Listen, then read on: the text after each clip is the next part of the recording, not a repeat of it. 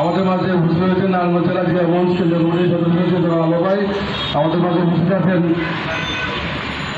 ছাত্রনেতা সাবেক সহকারী সম্পাদক ছাত্র বর্তমানে যুবনেতা হাবিবুর রহমান হাবিব। আমাদের মাঝে উপস্থিত আছেন জিয়া মঞ্চ ঢাকা মহানগর দক্ষিণের সাধারণ সম্পাদক ইমাম সদুল মাসুদ। এই পর্যায়ে বক্তব্য রাখার জন্য অনুরোধ জানাবো।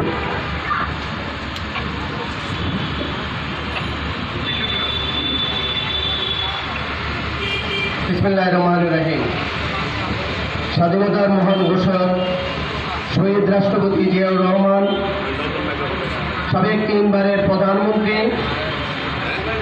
বাংলাদেশের সবচেয়ে জনপ্রিয় নেত্রী, বিএনপি চেয়ারপারসন দেশনেত্রী বেগম খালেদা জিয়ার কনিষ্ঠ পুত্র আরাফাত রহমান কুকুর ৫৩তম জন্মবার্ষিকী উপলক্ষে জিয়া মঞ্চ কেন্দ্রীয় কমিটি কর্তৃক আয়োজিত আজকের এই দোয়া এবং আলোচনা সভার সম্মানিত সভাপতি ঢাকা মহানগর দক্ষিণের সংগ্রামী আহ্বায়ক জিয়া মঞ্চ কেন্দ্রীয় কমিটি সভাপতি জনাব আব্দুল সালাম, প্রধান অতিথির আসন অলঙ্কৃত করেছেন সাবেক মৃত্যুঞ্জয়ী সফল ছাত্রনেতা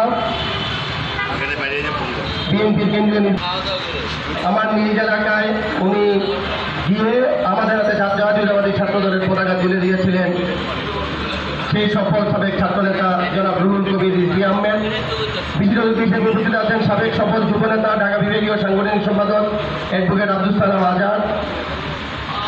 বিশিষ্ট অতিথি হিসেবে উপস্থিত আছেন সাবেক সফল ছাত্রনেতা সফুর। উপস্থিত আছেন কেন্দ্রীয় নির্বাচক ফয়েজুল্লাহ ইকবাল সহ শহীদ জিয়ার শুদ্ধ সৈনিক ভাইয়েরা, আসসালামু আলাইকুম।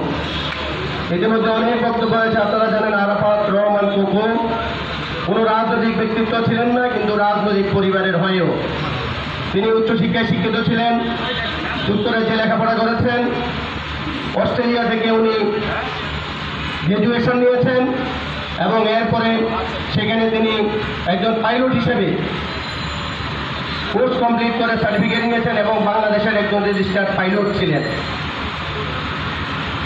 তিনি একজন ছোটখাটো ব্যবসা করতেন, বিজ্ঞাপনী ব্যবসা।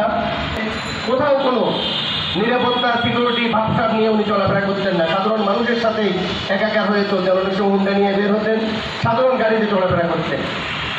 এই লোকটিও শুধুমাত্র জিয়া পরিবারের প্রতি দেশি বিদেশি ষড়যন্ত্রকারীদের আক্রোশের শিকার হয়ে উনি অকালে মৃত্যুবরণ করেছেন। ওনার মৃত্যু কোনো স্বাভাবিক মৃত্যু ছিল না, ওনাকে মৃত্যুর পথে ঠেলে দিয়েছে এই ফ্যাসিস্ট আওয়ামী সরকার। মঈনুদ্দিন ফখরুদ্দিন এই অবৈধ সরকার মামলা দিয়েছে, তারপরে শেখ হাসিনা সেই মামলাগুলি কন্টিনিউ করে ওনাকে সাজা দিয়েছেন সেই ক্যাঙ্গারু কোর্টের মাধ্যমে। এই মৃত্যুর দিকে ঠেলে দিয়ে